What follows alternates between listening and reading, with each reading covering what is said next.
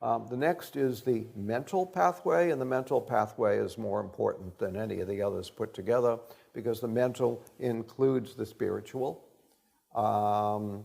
And just as everything you put into your body, everything you drink, what you breathe in, what you eat, all these things have an enormous impact on your health, but your thoughts also have an enormous impact on your health.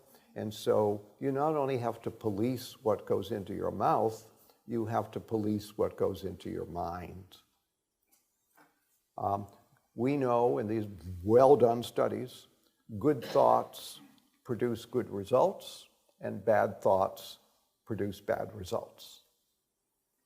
I once worked with a lady who had had a very bad divorce 20 years prior, and she now had cancer. And every day for the last 20 years, she relived that divorce. She rerun that movie over and over again every day in her mind for the last 20 years. So every time she ran that movie again, she put stress on herself, those same stress chemicals coming out. Now she had cancer. So good thoughts, loving thoughts, caring thoughts have a very beneficial effect on health, and anger and resentment and all these other negative thoughts have a very bad impact on health. And your connection to spirit, the ultimate power in the universe, has a very powerful impact on health. So that's the mental pathway, and next is the physical pathway. And one of the most important things in the physical pathway is movement. Movement is life. You cannot have life without movement.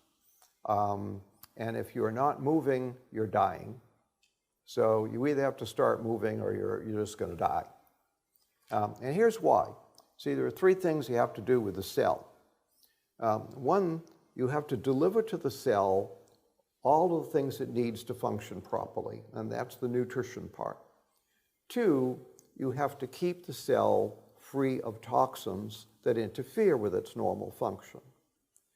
But three, you have to move and stretch the cell. Because when you move and stretch the cell, you facilitate the delivery of nutrients and you facilitate the removal of toxins. And so we're right back into deficiency and toxicity, and that's why movement is essential.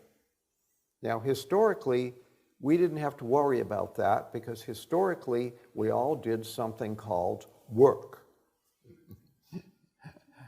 There are still a few people who do work, but for the rest of us, we have to do the dreaded E word. And that is an evil word. And people have all kinds of excuses to avoid that evil. It's raining out. It's too warm out. It's too cold out. I don't want to go out. I don't want to get dressed.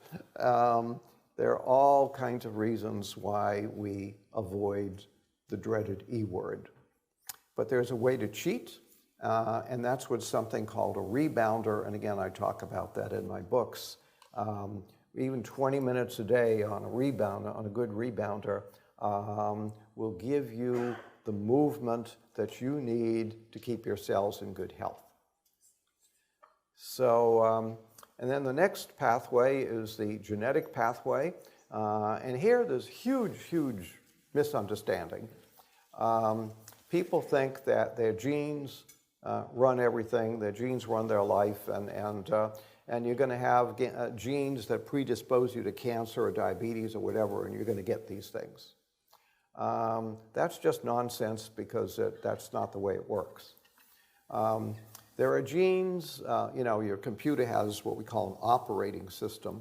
Well, you have an operating system too. Runs in the background, keeps everything running. About 30% of your genes are the operating system. The other 70% of the genes just sit there and don't do anything until you ask them to do something. So they're like, you have the operating system on the computer, and then you have all these other programs on the computer. You have a word processing program. When you click on it, you can do all kinds of word processing. But you have to click on it, and then tell it what you want it to do. The genes are the same way. You have to click on the gene and tell it what you want it to do. And then it does it. So if you have a cancer gene, one gene that predisposes you to cancer, and you go to the gene and you say, oh, please give me cancer. The gene is an obedient servant and will give you all the cancer you want. And then when you have all the cancer you want, you'll become very, very unhappy. And if you're really that unhappy, stop asking. The gene is a servant. It does what you ask of it. So how do we ask? Well, the biochemical environment that we create inside the cell is what gives signals to the genes. That and our thoughts and other things gives signals to the genes that tell the genes what to do. So we have to be careful about the signals that we give to the genes. So you have to have a good biochemical environment in your cell. And there again, we come into deficiency and toxicity. You have to make sure the cell has what it needs and is not toxic, because you know what? The toxins in the cell give funny signals to the genes. So if you have toxins in your cells giving funny signals to the genes, you're out of control. The body's out of control. So we have to be careful genetically to be sure that we're giving proper signals to the genes. We have to keep the genes in good repair. Genes get damaged every single day, every moment of every day. They're getting damaged, but you have all these repair mechanisms to keep them in good repair. However, if you are deficient in repair materials, or your toxicity is shutting down the repair machinery, those genes are going to stay damaged, and when the cell replicates, you're going to have damaged genes. And you're going to continue to accumulate more and more and more damage with time. And that's how we age, that's how we go out of control, that's how we get sick.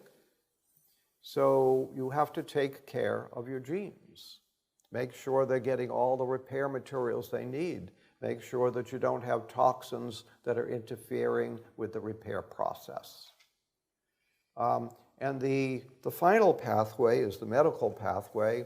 And there you have to be really, really careful because the medical thing confuses us. You know, we see the miracles of medicine, and there are true miracles in medicine.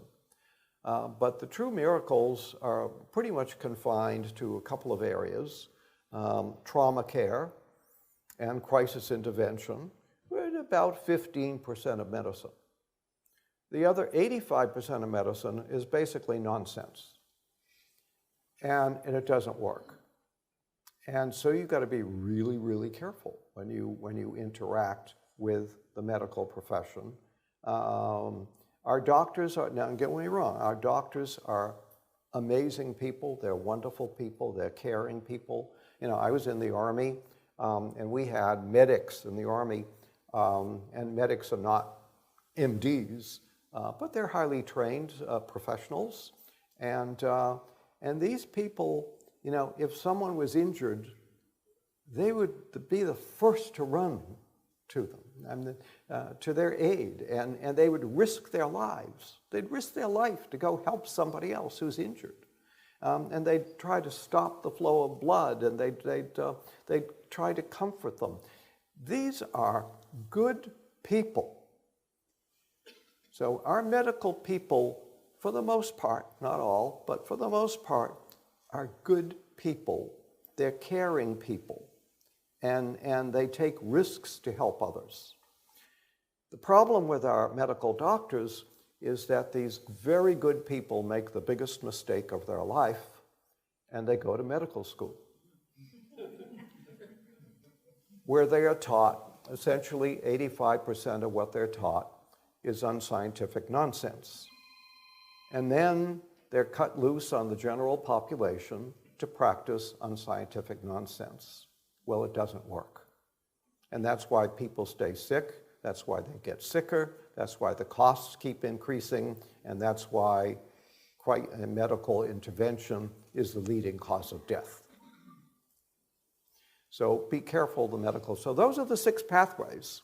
Learn to master the 6 pathways. There's 1 disease, there's 2 causes of disease, there's 6 pathways to disease. This is a simple system that if you learn to master it, you can keep yourself healthy. Now,